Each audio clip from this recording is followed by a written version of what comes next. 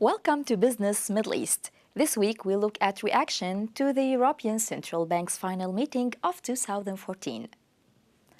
ECB President Mario Draghi kept everyone in suspense over his much-anticipated announcement on new stimulus measures. But in the end, no final decision was made. The uncertainty overshadowed financial markets in Europe and the Middle East as well. Investors are now waiting for concrete action amid market volatility and sensitivity. Time is running out for Mario Draghi as he tries to build consensus amongst policymakers over a stimulus package before the ECB's next meeting. No new measures were announced at the December gathering, even as crucial growth and inflation forecasts were cut for the 2014-16 period.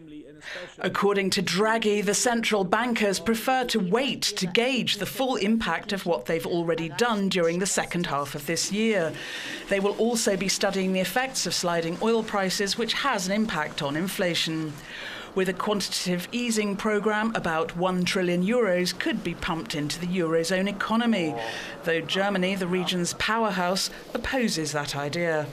The euro remains very sensitive to the ECB's policy signals. European market indices fell immediately after the meeting, but soon turned around following leaks indicating the central bank would announce a stimulus programme at its next meeting in January. Anticipation of Eurozone quantitative easing helped share prices, but there was downward pressure from credit ratings agency Standard & Poor's lowering its outlook for Saudi Arabia to stable from positive due to lower oil prices.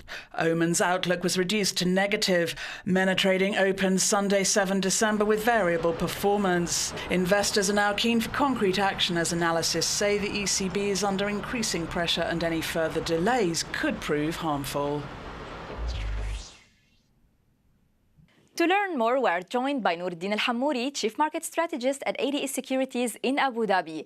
Is what we saw last week from the ECB a deliberate strategy, or is it just the unavoidable consequence of the central bank's policymakers being divided on what to do? Yeah, well, Mario Draghi is very reluctant since the beginning of this year. He preferred to wait until the business conditions deteriorated in the Eurozone before he took any measures. This time there is no difference, basically. In fact, the situation is even more serious than before. The internal tensions in the ECB plays a major role in the current policy. However, taking such a decision needs only a small majority from the Council, and Germany can't stop this. Basically, Germany is trying to avoid this as they think that it is very expensive. At the end, the ECB has to do what the Eurozone economies needs as a whole, and not not as Germany or what Germany's needs. Considering these policies, Noor, what are the prospects for the euro, and is there a need for a quick intervention from the ECB? Well, for now, as far as the ECB is considering to increase its balance sheet again by another €1 trillion, the euro is likely to remain under pressure and may test at least 1.20 in the coming weeks. Indeed, we believe that the ECB needs to intervene quickly, or quicker than before, as falling oil prices will add more and more pressures on inflation. As you view things from Abu Dhabi, what consequences are there following the latest fluctuation in MENA markets, despite the hints of possible QE in January? Well, in the Middle East, we have two major factors right now. Falling oil prices is keeping investors away from the markets and looking for another safe haven assets, as everyone is afraid from a global economic slowing down in the next few months. But however, the second part of the story is the credit rating agencies' decisions you mentioned earlier. Changing the future outlook will add more fears and likely to keep the investors also away from the markets.